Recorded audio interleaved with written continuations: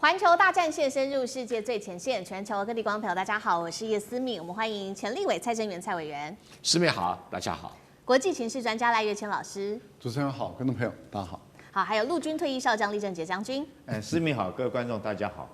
好，观众朋友持续来关注，在这一场中日之间的冲突，已经延伸到整个，包括现在在关心到第一岛链，甚至在第二岛链的军事上面的冲突。今天要来看到的是辽宁号绕着日本走，这一次还加上了这个补给舰闯入美日的训练空域。解放军现在是要把远洋压境变成一个常态了吗？另外，我们今天也会特别来关心的是，前几天关心的都是在第一岛链，那么现在是不是也跨足到第二岛链？因为在这边也被大陆给插齐了。美日增援线会被封死吗？高市这个时候急着找川普，原因又是什么？今天会来做解读。三个火线话题，今天我们请来宾来特别帮我们做解读。首先，现在来看到是辽宁号的这个路径闯入了在美日原本的这个训练空域当中，而且加入了刚刚提到的补给舰。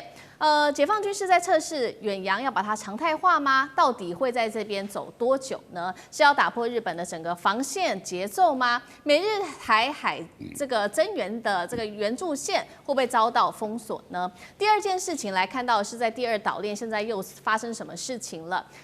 来看到大陆现在密集的在这个地方密克罗尼西亚，也就是二战日本跑到这边重建哦。这个地方很关键，因为它其实在第二岛链离关岛只有仅900公里而已。大陆是在对美军太平洋后方来直接亮剑吗？最后，我们今天也会来关心到，在6号的时候，大家还记得吗？当时解放军它的这个军机，也就是歼15的雷达，不是锁定了日本的 F-15整整30分钟的时间吗？日本第一时间其实一开始没有说太多话，但是几天之后，小泉也出来说话了。小泉特别有提到，中方啊，确实他们是有通报那一天会做演训的，但是小泉也说了，中方没有给任何有关于空域时间跟坐标这场演习的相关资讯。这样子的一个发言是代表说，大陆方面资讯的疏漏，还是故意让日方没有办法去避让呢？高市这个时候急着找川普来见面，原因又是什么？今天都会一起的来做解读。我们先来关心到辽宁舰的一个动态，因为这是来自于日本防卫省紧急证实的。辽宁号现在一直走，已经杀到了东京冲之鸟岛北方的一个海域，并且和补给舰一起来做会合。疑似呢，现在看起来它是不是要展开一个比较长时间，甚至现在预估啊，来自于日本防卫省的预估，可能长达1个月的远洋的一个行动呢？而且在过去短短3天，辽宁号的舰载机起降次数也非常的频繁，高达了140次。我们来看到日本的官员又怎么说呢？他说，现在如果来观察一下辽宁号的轨迹呀，其实是和当时美日这个演训的空域的轨迹是有相似的。我们来请导播 Q 到下一张 CG 来带我们看一下这几天辽宁号到底是怎么走的。来，我们请导播 Q 一下。好，辽宁号其实从12月5号到12月9号，来自于日方特别的公布，大概是这样红线这样子走的。好，那也就是沿着包括了日本，等于是绕着日本，然后也有经过在这个宫古海峡这边，然后呢一路的往这个琉球的南方，再往刚刚提到的冲之鸟岛的北方来做这个路径的走啊。那么大家也在看说，辽宁号的轨迹是不是有意要侵入，也就是这个美日原本的演训空域跟舰载机在这边做起降，他认为这是一个挑衅的行为。我们再回到上一章，那其实呢，现在更让美日非常紧张的事情，还有就是在琉球的东南海域。东南海域这边之所以重要，是因为它是美军横须贺航母群还有日本舰队南下支援台海必须要经过的地方。但是看到解放军的各种武器现在都摆出来了，不管是055啊，或者是052D 等等。中国媒体形容这是行动版本的封锁行动，而刚刚提到的，其实这个解放军对于美日的警告不只是在第一岛链而已，是不是也包含现在还有第二岛链呢？因为地缘专家这边也做出了一个评估，说中国大陆现在正在这个地方密克罗尼西亚重建2战日本帝国的机场跑道，这个地方离关岛第二岛链只有900公里而已。我们来看到跑道的规模，包括了它的长度啊1000公尺，宽100公尺，过去美军曾经试图要去修复这个地方，所以节目一开始我们要特别来请教将军怎么看辽宁号这一次闯入美日的训练区，是在测试美日的底线吗？加入了补给舰所代表的意义又是什么？厉将军怎么看？我请导播把刚才那张辽宁舰的航行图，那张CG帮我们放出来。我跟各位报告一下这是这个美日这个联合演习的位置就是在12月6号到12月7号这块区域，美日在这边做这个联合的军演，那总共划分为3块区域。那很明显的，辽宁号从他们中间切过去了，这要勇闯3关这个我如果说是关羽当年过5关斩6将，他虽然说没有斩6将，但是也勇闯3关，从这边闯过去。在我们看这张图之前，我再给各位看一张图，非常巧妙。大家记不记得高市早苗什么时候上美国的华盛顿号航母去？大家记不记得那时候他跟川普2个坐着直升机，还在这个军舰上面这个手舞足蹈在那边跳舞。那天是10月28号，完了以后，川普就到韩国去参加 APEC。可见的华盛顿号航母那时候是停在日本横须贺这个军港的那我给各位看一下，因为这个最新的讯息来讲，因为这个还没有办法掌握到后续的建制的活动，我现在这个讯息只有到12月7号。那你看，在太平洋这个西部来讲的话，中国的辽宁号正在跟美国的华盛顿航母两者正在跳一场 tango 的舞我们看一下，这个12月4号的时候12月5号的时候，辽宁舰还在这边正要出发。那12月4号的时候，华盛顿号在哪里？在关岛。我刚刚讲了，他之前在横须贺，他为什么这时候到关岛了？表示他是不是已经知道有这个默契？知道说是辽宁号要从这边过来，所以他先避开了他先避开了，这就跳tango嘛，你进一步我就退一步第二个来讲，我们看辽宁号12月7号到这边的时候，那这个时候这个华盛顿号它开始准备要回去，12月7号它到这个位置，准备要回华盛顿航母。这时候辽宁号干嘛？我们再回到刚刚那张图，我给各位看一下，你就知道我用这张图来看，好，各位可以看到这个时候。辽宁舰掉头了，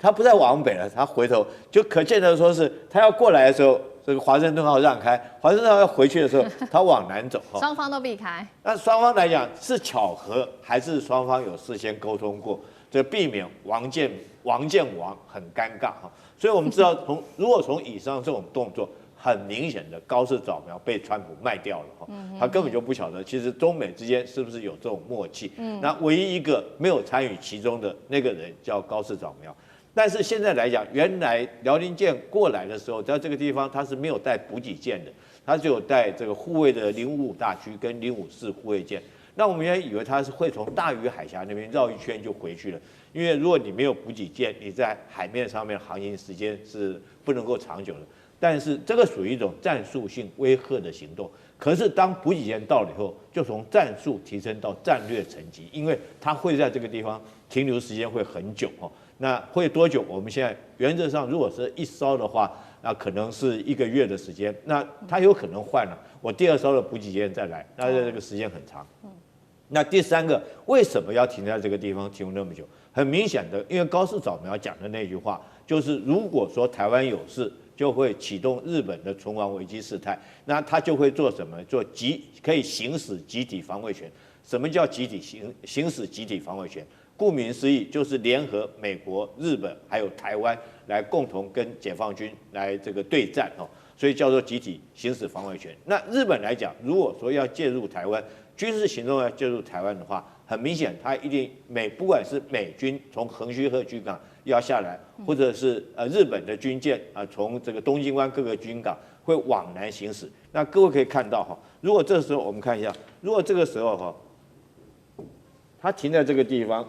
辽宁舰航母战斗群停在这个地方，是不是很明显的就是反介入跟区域拒止？对，我们原来以为反介入区域拒止是针对关岛美军的基地，但事实上如果说针对日军来讲的话，他在这个地方也可以做一个反介入跟区域拒止的作战，这是第2个目的。我觉得就是很明显他在做这个演练。第3个，我觉得这个时候停留在那边1个月是加强部队的训练，因为这时候天气是冬天，所以北方那边是严寒气候，尤其是这个礼拜六，听说这个寒流会来，包括我们台湾都会很冷。那何况纬度这么高的舰艇在那个地方，再加上东北季风，我想风浪一定很大，对海军的官兵来讲是一个很严格的一个训练。所以我觉得仗在哪里打，部队就要在哪里训。以后仗要在这边打，那解放军就在这边练兵，然后从苦从严从难，在最艰困的气候之下，从事最艰难的训练。好，所以我们现在看到目前解放军的位置，这个辽宁号主要都还是在第一岛链，目的除了做这道区域拒止之外，还有不断的做它的演训，做它的训练。那另一方面，我们也来提到的是说，会不会它已经不再只是存在第一岛链而已？现在呢，它把它的势力扩大到第二岛链。我们要来持续关心的就是大陆现在在密克罗尼西亚重建的二战当时的日本的这个跑道。这个是第二岛链的前置基地，还是对关岛直接亮剑？解放军真的有办法打到第二岛链吗？委员怎么看？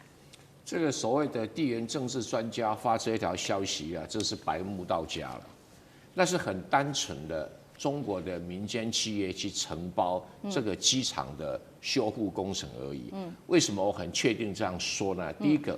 这个密克罗尼西亚联邦啊，它有7个机场，这个机场也不是离关岛最近的。换句话说，他们大部分有607个岛礁。整体组成主要叫做加洛林群岛。那加洛林群岛这个瓦雷埃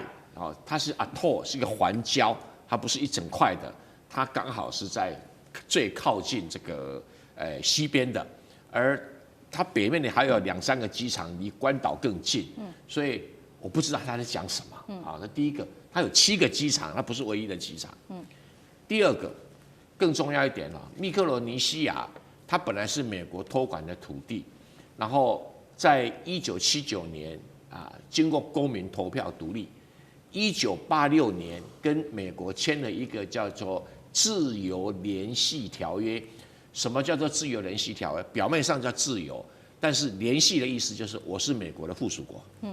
也就是它独立只有在内政跟部分外交独立，其他的国防全部归美国管。那你说这个国家被美国国防控制的，解放军可以盖一个第二跑道，还可以做军事使用，这会不会太白目的一个判断了？那不可能的事情，就是很单纯的找个民间公司去承包，那或许中国政府有补贴一点，但是基本上还是美国出钱在养这个国家，它的地位跟什么一样？跟帛琉一样，跟帛琉一样，所以。我是觉得这样的判断说，哇，这个第二岛链机场就是中国在兴建，这中国又要控制，中国要用，就跟当时的香港大公报在炒作那个什么那个巴拿马运河一样，无知啊。好，这个是针对于这一件事情，有关于第二岛链的兴建。那我们也来重拾一下当时中日争议的这个事情爆发。其实另外一个很重要的日子就是在6号当天，大家还记得吗？当时解放军的歼15不是用火控雷达锁定日本的 F-15整整半个小时的时间吗？这件事情6号发生，那其实日本的官方也没有做太多的回应，只有做批评。但是事隔多天，在昨天的时候，小泉进次郎他突然间针对这件事情出来说明了，他就承认说，确实啦，没错，中方当时确实有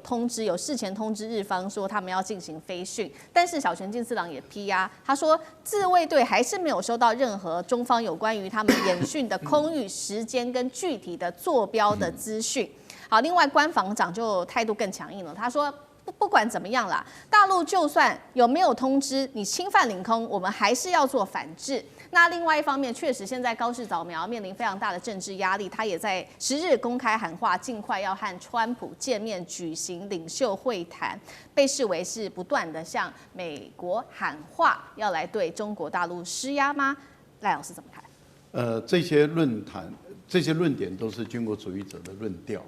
这个非常的明确。为什么？因为第一个，没有人进入日本的领空，所以日本的自己的防卫部门也说，大陆都没有进入日本的领空。那既然没有的话，那你穆延展讲的什么鬼话也就是根本没有进入你的领空，那你怎么突然间讲说只要侵犯领空就要反制？没有人进入领空这个我想这是一个第一个非常明白的一件事情，这是叫做鬼话。第二个呢，就是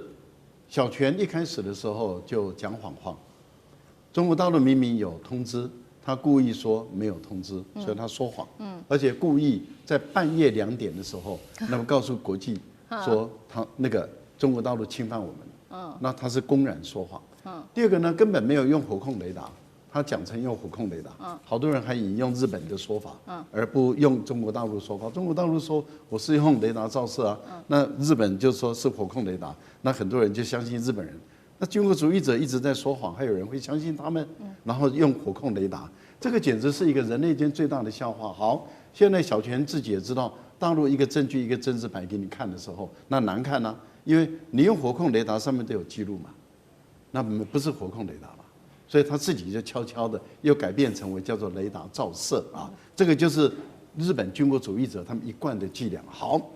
那现在的问题是这样子，他现在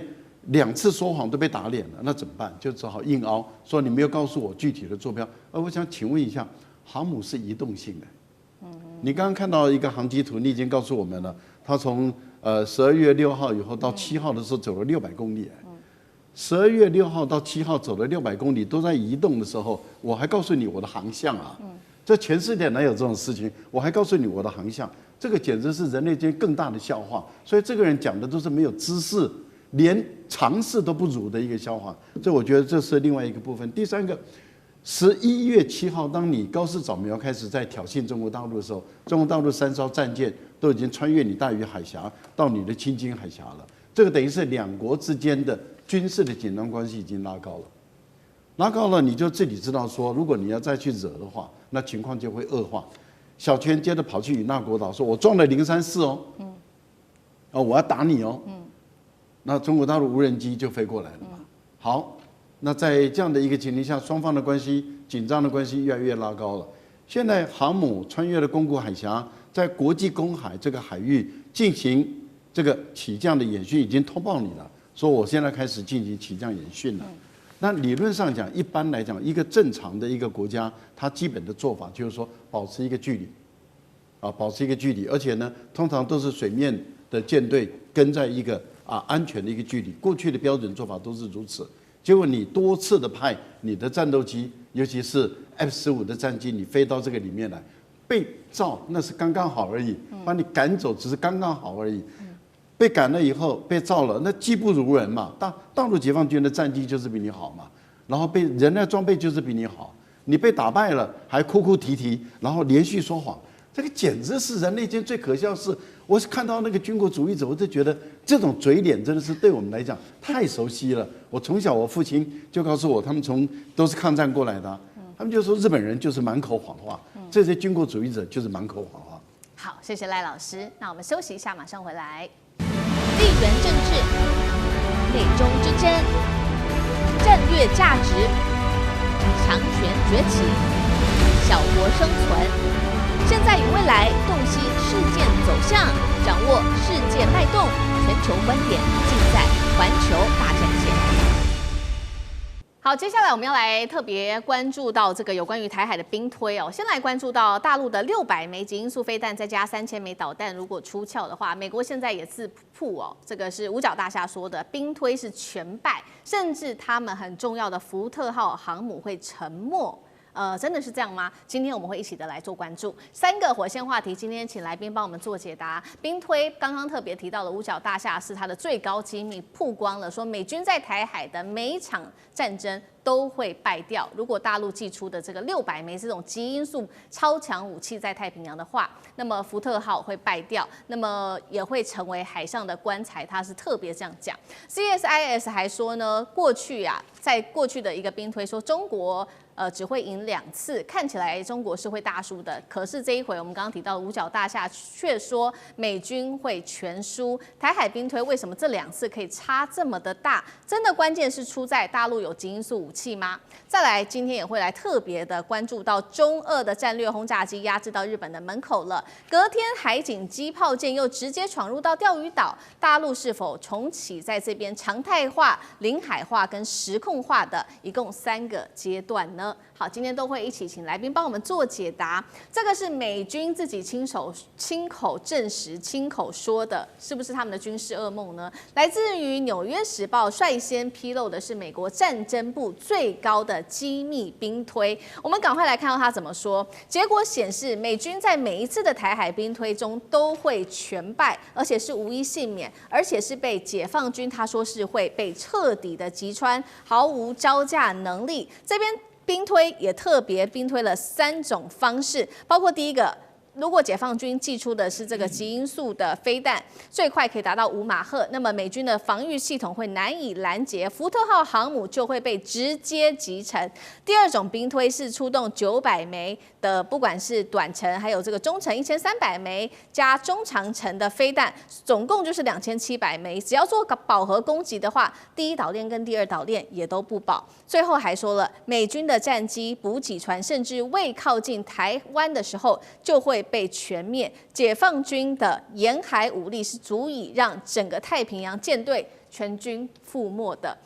另外五角大厦里面还有一个优势报告，也直接写说，美国目前为止，他们主要依赖的武器都是这种比较贵的武器，但是比较脆弱的武器。中国拥有这种海量、低成本的高性能武器，在这种新唐菜的战争当中，美军是没有办法获胜的。厉将军怎么解读这一些兵推？我们看美国为什么会这么担心啊？我们先讲说是导弹，可不可以打得成航母？第二个，我再来分析导弹这个打得中打不中航母就这2个关键问题。第一个来讲的话，我认为导弹要打成航母的话，非常非常的难，因为美军曾经将它一艘退役的航空母舰拿来当靶船让所有的这种导弹这个或者是舰炮去打。结果打了多久？打了25天才将它击沉。所以要打成一艘航空母舰不是那么容易。以前的航空母舰大概只有1层这个舰体而已，现在航空母舰它会做2层以上舰体，而且中间会做很多的水密窗。你打中其中一个洞，水虽然说海水虽然灌进去了，但是它可以将你密闭隔离，所以你不是那么容易打成的。这是我第一个要讲的，要打成没有那么容易。可是中国的这个导弹对航母来讲，它不是要将你打成，它是要点穴作战，就是我点到你那边，我们看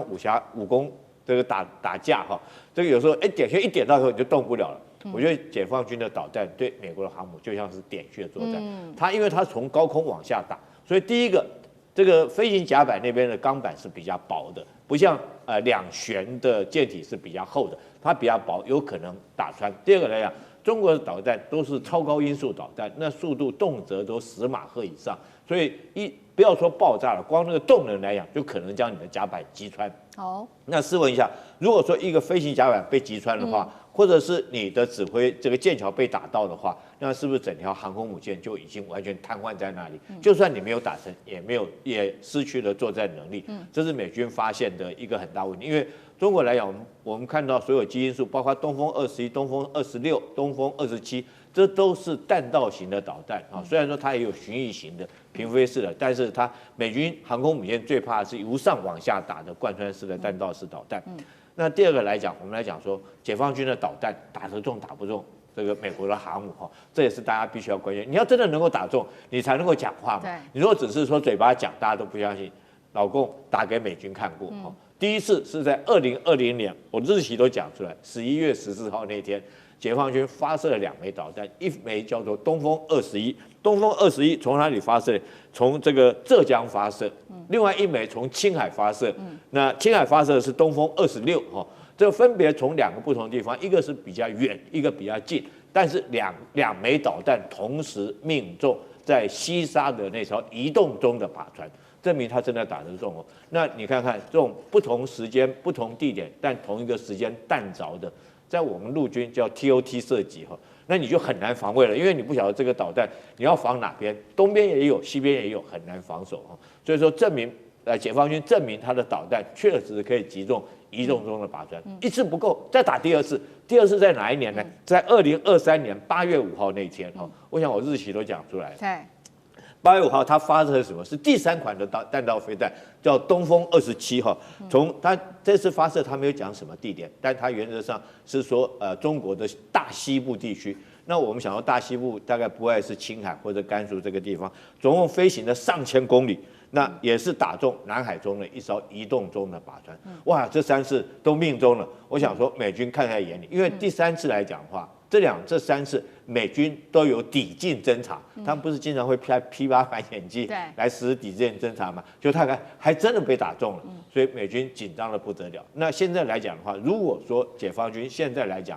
我们看到它的数据哈，第一岛链它有900枚的这种短程的导弹，针对我们台湾或针对日本。那对打到关岛的中程导弹，打到中程我们通常都讲说是这个东风快递嘛，东风26总共有1300枚哈。然后针对马绍尔群岛可以打到马绍尔群岛有500枚。如果说是对这些地方实施饱和攻击来讲的话，我想说美军以现在它的这种航空母舰最多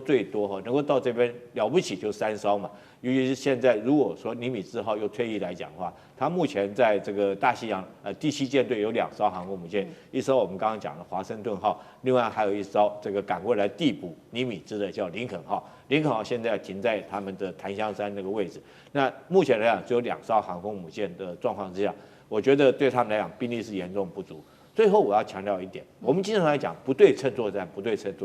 我们强调台湾来讲如何对抗这个强大的解放军，我们要采取不对称作战。但是大家有没有想过，这个大陆来讲，它对抗美军的航母，它也是不对称作战。我用便宜廉价的这种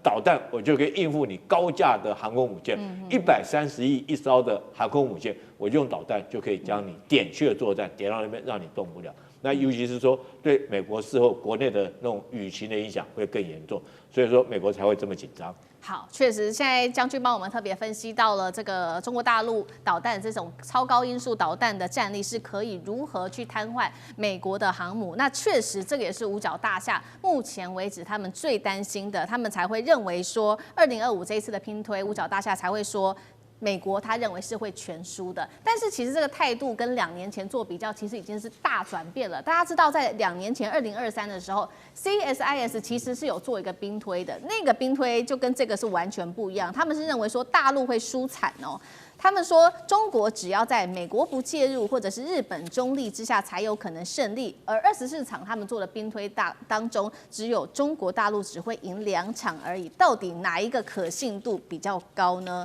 ？CSIS 有没有刻意忽略了中国大陆极音速武器跟导弹他们的威力？委员怎么看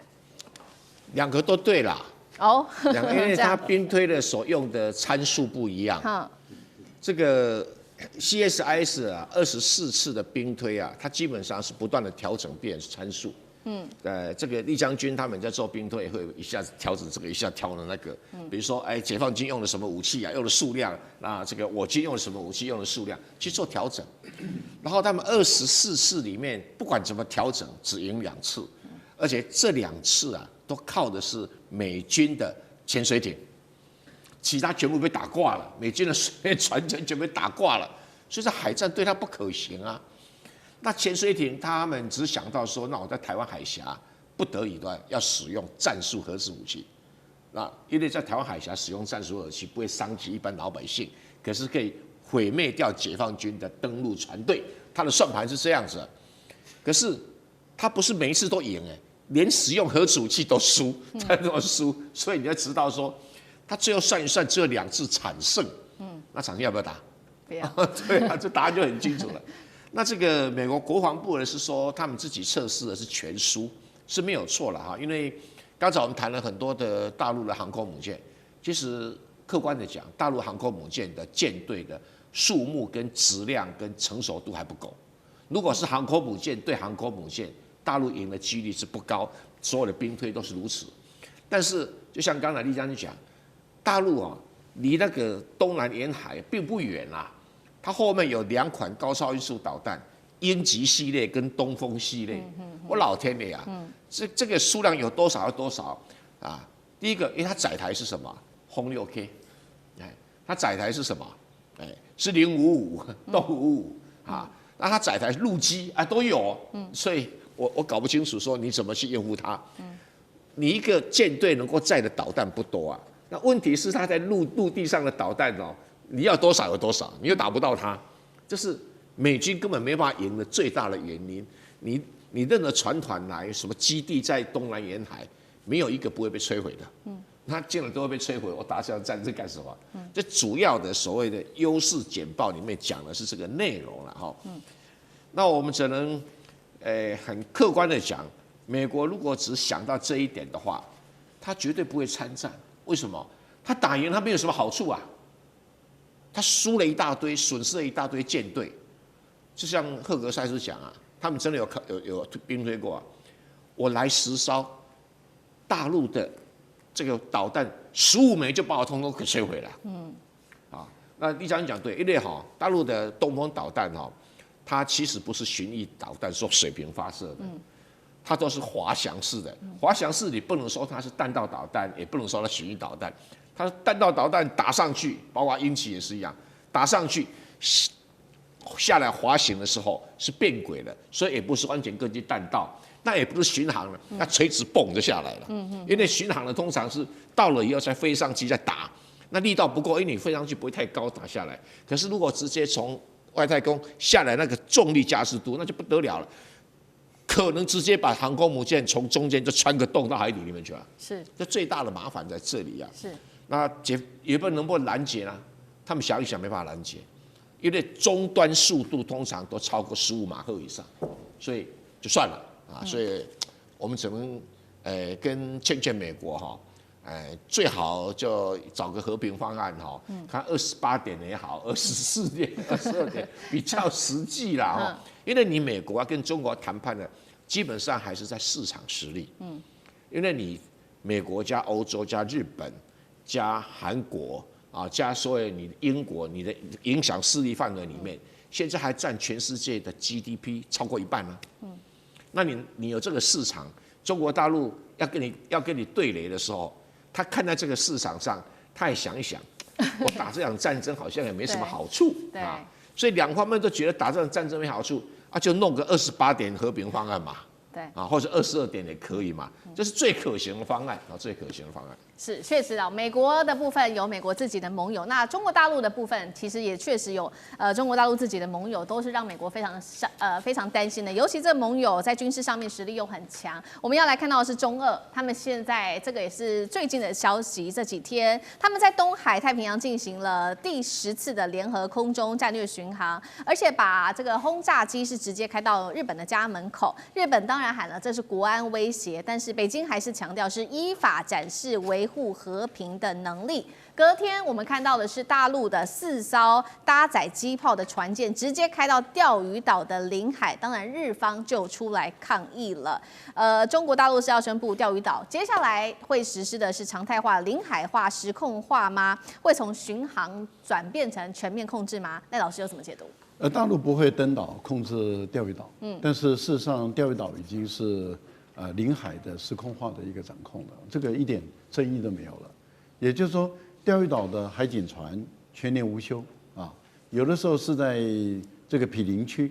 在这个地方巡逻，有的时候就进入了12海里内巡逻。如果日本的船不管是它的渔船或者是它的公务船，只要进入这个领海的时候，大陆的船就会进来去驱赶，要不就是逮捕那在过去的时候，曾有一段时间是要把它逮捕拖回去，例如说拖到福建或者拖到浙江，在这个地方里面进行审判这是过去曾经有过试图要去逮捕。那我们看到的日本的做法，就是它的海上这个保安厅，它就会去阻挡让他们的渔船能够跑走。后来日本的渔民干脆就不进入这个海域，因为这个海域本来就不是日本传统渔民的渤海区。以前我们都知道，在过去没有现代化之前我们的渔船基本上都是用风力的并不是用这种动力的这种。那因此这个洋流的关系，所以日本的渔民基本上不会到钓鱼岛这个海域来捕鱼。那钓鱼岛这个海域是我们台湾的渔民跟浙江的渔民是在清朝的时候，事实上从更早之前，从明朝就是我们两地的渔民的一个捕鱼区，它是长期以来几百年来甚至都是中国的捕鱼区，不是日本的。它跟日本本岛、日本国一点关系都没有。那日本如果不是因为非法占领了琉球群岛、琉球国，所以他对钓鱼岛他根本没有权利说三道四。好，那现在的情况是这样子：当日本要把这个钓鱼岛国有化之后，那是原来是从石原生太郎开始搞起来的啊，那么一直到这个后来日本要把它国有化的那一天开始，中国大陆就实质上就进入了这个钓鱼岛，现状就被改变了。对，从那个时候到现在没有停止过。钓鱼岛这个中国的海警船是全年无休，在这个地方巡逻，常态化的巡逻。但是你说要登岛去控制这个岛，意义不大，也不会这样做。但是事实上，它已经不是在日本的有效的行政管辖权内了。好，谢谢赖老师。那我们休息一下，马上回来。地缘政治、内中之争、战略价值、强权崛起、小国生存，现在与未来洞悉事件走向，掌握世界脉动，全球观点尽在环球大战线。好，美国跟委内瑞拉这一场战事真的看起来是一触即发，川普又有最新的新动作了。这一次瞄准的不是先前所宣称的这个运毒船，而是一艘大型的游轮。最新是美国自己公布了扣押这艘游轮的画面，而且呢，我们赶快来看到最新的现场这个整个扣押过程的画面。来，请导播帮我们 cue 一下，这是来自于美国司法部自己 Q 的一个公开的一个画面，可以看到呢，从画面上我们来看到是2架的黑鹰在大海上面低空的做盘旋之后，好，现在画面可以看到这个机门已经打开了，全副武装的美军他们直接从这个垂挂到一艘的巨型的游轮甲板上面，接着从画面上我们持续看到这个美军快速的突然间进入的船舱，并且持枪做扣押的动作，甚至准备强攻进入到驾驶舱。针对目前的这一起行动，我们看到川普怎么样说的呢？好，来看到川普是说，我们刚刚在委内瑞拉的海岸扣押了一艘游轮，而且是非常大的游轮，实际上是他到今年为止最大的一个游轮。那至于提到说，那你扣押了游轮之后，石油要怎么做处理呢？他说，我想我们会把这些石油给保留下来。那么川普还呛说，哥伦比亚总统你注意了，你有可能就会是下一个人。那委内瑞拉的政府当然呢非常的气愤哦，就开始控诉美国是公然的窃盗，这个是国际海盗的行为。马杜洛总统也说，呼吁我们坚决反对干预主义哦。痛骂美国，反对任何颠覆政权、破坏计划。美国应该要专心的好好治理自己的国家才对。节目一开始特别请教赖老师怎么看川普这一次还派兵，然后呢扣押委内瑞拉的游轮，理由是这一艘游轮多年来涉嫌支援外部的这一些恐怖分子组织在运油，它是打击犯罪吗？有没有一个正当的理由？赖老师怎么看？当然没有啊，这是海盗行为啊，这个大家都知道。美国是海盗的行为啊，这是违反国际法的啊，公然违反国际法。可是问题就在于，就是说，不然你怎么样？那我就是违反了，你能怎么样？你也不能怎么样啊。这就是美国给大国做的一个表率，就是说，如果有一天你大到这个程度的时候，你可以就这样做，不然你怎么样？啊，我觉得很多的时候大国啊，尤其是有军事实力的大国，要想一想。对于周边的那些军国主义者啊，有的时候或是一些人啊，你要讲的，不然你怎么样啊？这个我觉得要学会这个啊，不要太温良恭俭让了，要有一点，有的时候对这些坏人、小人、恶人，要不然你怎么样？可是问题就在于委内瑞拉，它并不是坏人、小人、恶人啊，它没有被联合国的安理会这个制裁，没有，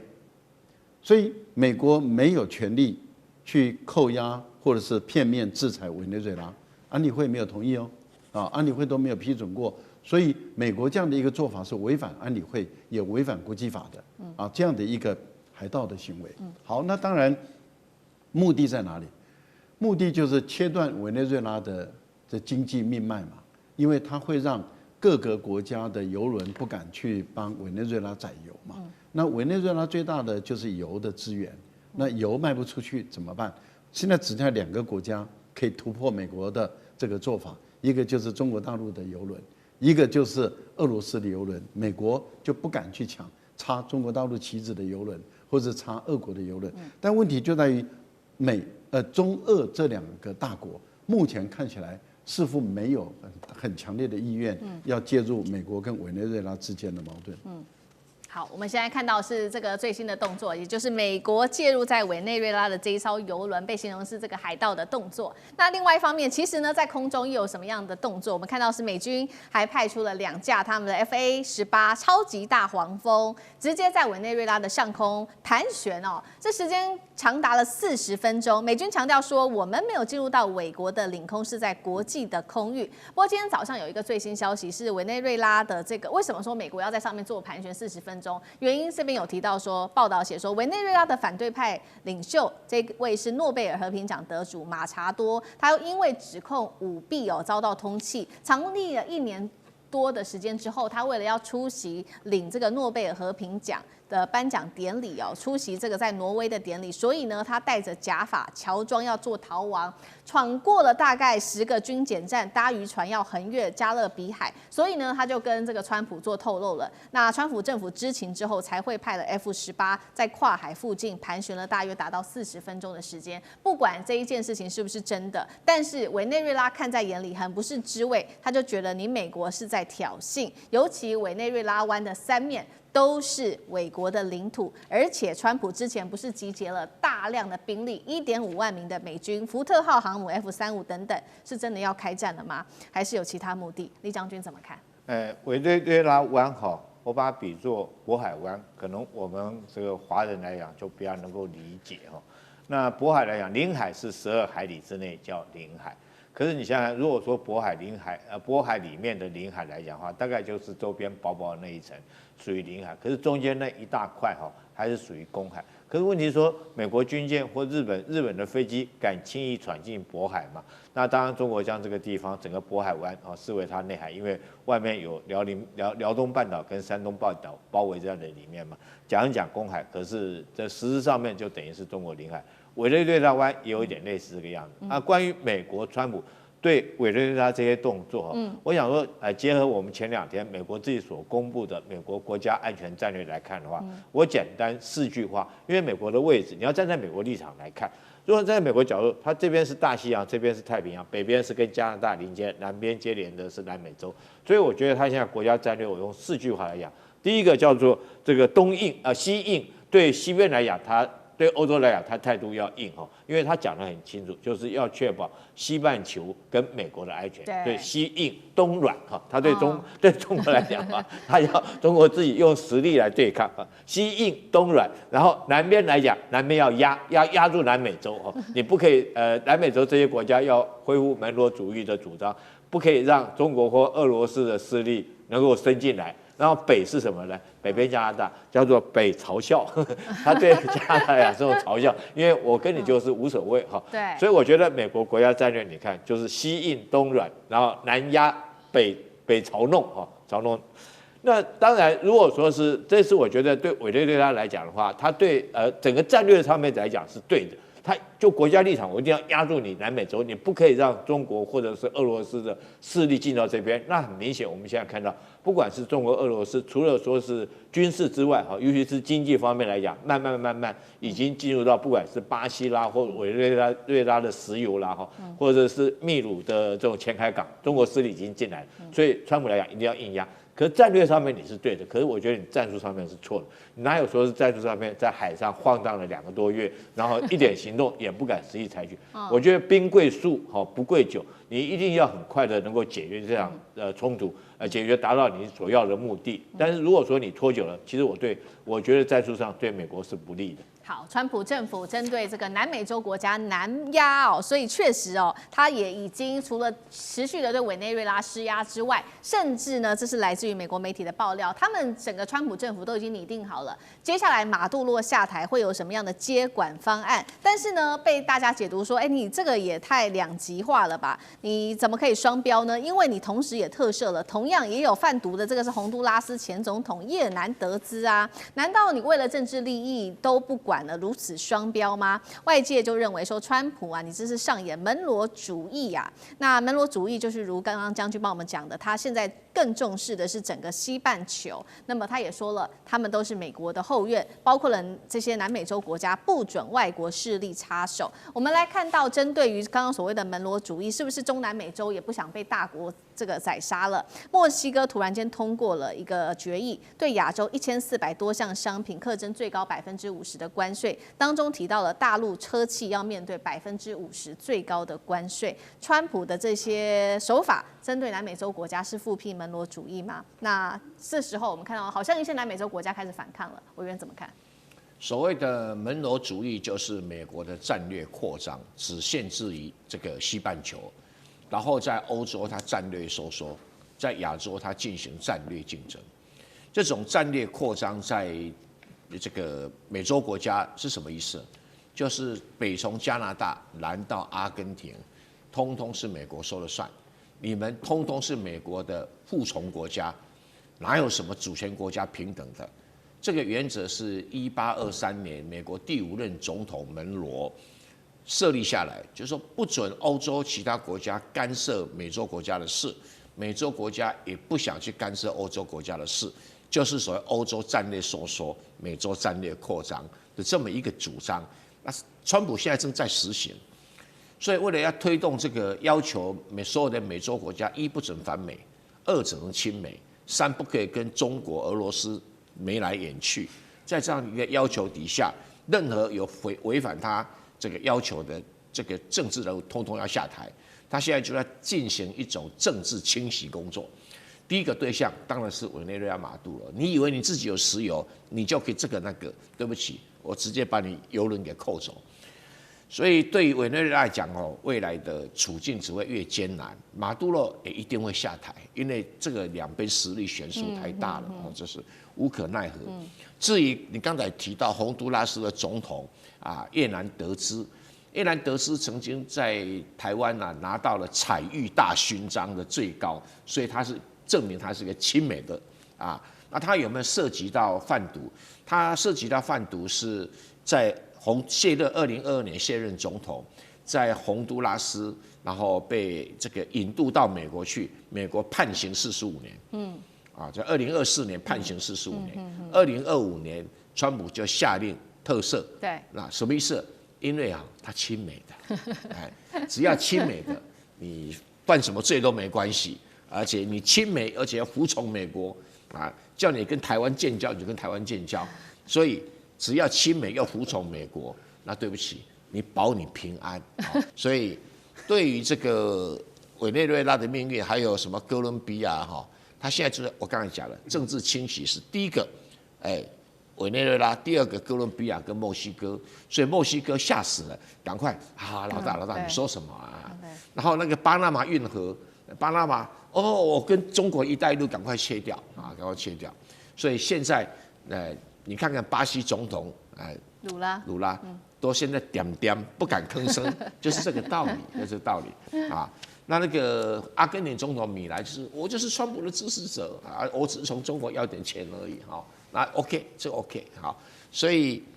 他现在正在驯服所有的美洲国家，包括加拿大，所以加拿大的自己心里要有数好，谢谢委员。那我们休息一下，马上回来。地缘政治、美中之争、战略价值、强权崛起、小国生存，现在与未来洞悉事件走向，掌握世界脉动，全球观点尽在环球大战线。好，持续要关心中荷之间的这一场安氏之乱的争议，现在有了最新的进度。我们赶快来看到荷兰误判北京强夺安氏，现在大翻车了。中国断供一击命中，那么欧洲车厂现在则是跪求北京。赶快来持续到关注的就是这一场本来的安氏半导体之乱，现在已经演变成整体在中国大陆跟欧洲之间的科技主权对抗战了，大家还记得吗？当时我们讨论了很多嘛，说这个荷兰政府不是9月底打着要保护欧洲晶片的旗号，强行接管安氏半导体吗？当时呢，他给的理由就是一直说因为他要保护欧洲嘛，结果怎么样呢？中国大陆是立刻的祭出反制了，这是最新消息，中国是已经宣布了生产所有安氏的晶片会全面的断供。停止出口给这一些欧洲国家。荷兰的经济大臣听到之后是气急败坏，他说没有想到中方的反制会如此的迅速，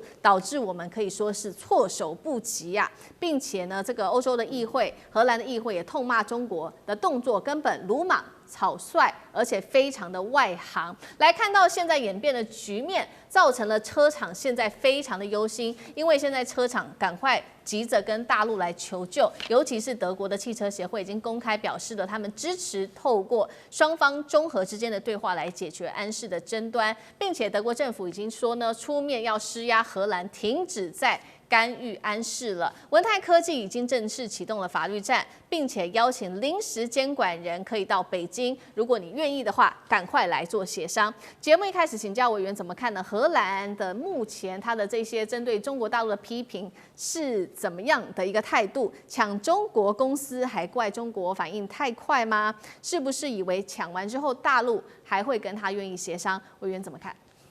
荷兰这个动作又回复他以前祖先当海盗的记录。这种海盗即使他长得像电影明星，还是海盗。只是他碰到了专门在逮捕海盗的高手，叫王文涛。你当海盗，你以为我治不了你？所以第一个时间呢，就把这个半导体禁止出口。禁止出口呢，就逼得荷兰最依赖的德国出面干涉，所以他现在满脸豆花，然后楼梯给他，他又不肯下来，然后不肯下来呢，还不肯把经营权交出来，他只是不敢再跟中国大陆打这个安氏半导体的这种汽车晶片，而中国看在德国的面子上面做个人情给德国，然后那个荷兰事情你去摆平，那荷兰现在还在盯，因为他这个内阁快解散了，因为他已经选输了下台了。所以在下台之前，可能想捞一笔。荷兰其实是一个很贪污很严重的国家，你不要以为它跟德国啊、那个法国那么样了不一样。荷兰是很会贪污的国家，因为什么？有海盗的血裔，怎么可能不贪呢？哎呀，对不对啊？所以对于这个荷兰这个状况，可能中国大陆还要给一点压力才行这压力才行压力很简单突然间工厂没办法出货了，德国你自己想办法就解决了吧所以不必要自己亲手去操刀所以这个对这个卡雷曼斯这个荷兰经济大臣还在自我辩护那个辩护越听的是还是什么计划走漏啦，安氏会把技术转走。我跟你讲，安氏半导体没有技术啦，那档次很低它只占了一个便宜，因为所有的汽车晶片要经过2-3年的安全测试，所以你现在任何新生产晶片，这个所有的汽车这个安全管制单位都不会让你使用，所以刚好2-3年的空档，所以卡住了。那好吧，你这个什么技术偷，没什么技术可言了那至于所谓的什么成功阻止欧洲跟传统上的对中国的依赖，那你问德国你德国自己做对不对这没什么了不起的生意，他竟然踩到中国的脸上，这不知好歹。对，刚刚委员帮我们特别提到的是荷兰的经济大臣针对安氏他所给出的理由，大家认为他是借口了。他说，就是因为怕中国偷走了技术的转移，所以他们才赶快动手。那另外一方面，当然了，现在德国方面就很紧张。德国的汽车工业的协会主席他就直接表明了，现在欧洲的车厂是非常的担心，急需要大陆的晶片供应链的，要欧盟你赶快起身跟北京来去做谈。那大陆的商务部长王文涛也说了，荷兰必须停止不当的行政干预，我们才愿意稳定来供应。那么也要德国赶快去施压荷兰，现在只能靠德国来做协商了嘛？厉将军又怎么看？如果照蔡委员所讲，荷兰是一个海盗的话，我觉得他这次抢的是一艘军舰。那你想一艘海盗船去抢军舰的下场会是怎么样？那这件事情经过是这样事实上安氏半导体本来就是文泰科技已经买下来的，那 CEO 就是他们董事长嘛，张学正。这是毋庸置疑的。那你怎么可能去指责说张学正自己将自己公司的技术偷自己公司技术，然后卖给另外一个公司？我觉得这是不合逻辑的。那简单来讲，其实我觉得荷兰只有一个理由啦，他认为说是安氏半导体这个他们设计的这个晶片，其实这个晶片是这样，是他们在荷兰的安氏半导体设计以后，在德国做晶圆晶片，然后做完以后要到中国的这种深圳和东莞那个地方来做封装，封装以后才可以供给汽车厂商来作为装配来使用，整个流程大概是这样。那你想想看，整个这都是文泰科技，整个安氏都是文泰科技张学正他99%的股权，他为什么要偷自己的这种技术卖给另外一家公司？这就不合逻辑嘛。那但是我觉得荷兰只是为了配合美国的说法，说是也基于国家安全的理由，就找这个理由，然后将这个 CEO 张文正停止他对公司的经营的权利哈。那当然对中国来讲是可忍，孰不可忍。当初来讲我就不再出货了，因为你最终的这个晶片最后的出口端还是在东莞的出口厂商那边。那中国管制出口以后，就造成很多汽车厂商，这个宝马啦，或者是奔腾啦，哈，这些他们急得不得了。但是中国这时候展现出大国的风范，一个负责任大国，他还继续给你们这些车厂豁免，免得你们断供，影响到全世界的供应。但是后续来讲还是要谈哈，这东西这第一个中国要求的也很简单，就是你要恢复张文正的经营权嘛，因为他本来就是董事长，他本来就是 CEO， 是他买下公司，你公司怎么可以随便就撤换掉他的股权？所以这方面来讲，我觉得中国立场是对的，支持自己国内的企业，不管在国外受了委屈，国内这个以中国自己本身的实力，支持自己国内的企业在国外的经营，受了委屈找自己国家来经营，这个东西不免让我们联想到，我们台湾政府到底有没有这个力量，有没有这种魄力，支持我们的台湾企业，如果在国外受了委屈来讲的话，能够力挺它。对，好，这时候中国大陆是硬起来，他们除了支持张学正 CEO 之外，他们也要求了几项很重要，告诉荷兰说，我们也要求你们要恢复包括了这个控制权跟股东权，并且大陆方面已经开始打起了法律战，他们也邀请说，荷兰你要谈也可以，那么你就是可以派出你们的荷兰临时监管人来到北京来做谈判。德国也说了，他们很愿意来搭起桥梁。文泰的法律战加上德国的外交施压，能够逼荷兰认输吗？接下来文泰重新拿回安氏的话，第一个要处理的问题又会是什么？是要整治内部企业、恢复供应链，还是赶快向荷兰全面追责？哪一个最重要？赖老师又怎么看？都很重要啊！我觉得大陆现在要做的就是一定要做到整个荷兰把这个安氏交出来。如果不做到这一点的话，这个是不可以的，因为目前来讲，荷兰的政府是在偷鸡。他用拖延战术，为什么？因为他是暂停执行1年，所以法院的判决仍然有效。那这样的话，对于文泰拿回自己的公司，这个就拿不回来了，因为1年以后你的政府继续执行的话，他一样可以把你的 CEO 换掉。所以我觉得对大陆来说，这是目前来讲，荷兰政府是采用拖延战术。所以中国大陆现在要做的第一件事，当然就是也唯一一定要做的这是最重要的，要摆在最前头的，就是你荷兰的政府，不管你这一届还是下一届，你任何政府一上来以后，你要先把这一个案子撤掉，撤掉以后，法院就是说政府已经撤掉了，那法院的判决就无效了，法院就改判，就是说原来的案子销案，因为原来的判决已经不存在了，那就销案了。销案以后，那当然 CEO 就合法的完全掌控取回自己的公司，因为这公司本来就是文泰的100%的资本嘛，对，所以中国就完全取回这家公司经营权的时候，要做第二步。第二步就是把所有的当初的叛将全部开除掉，也就是那一些荷兰人要一个都不留，不能够再养内奸。因为原本当初就是君子相待嘛，原本所谓的君子相待就是说我保障你荷兰的就业机会，所以我把你这个公司买下来了以后，我来经营。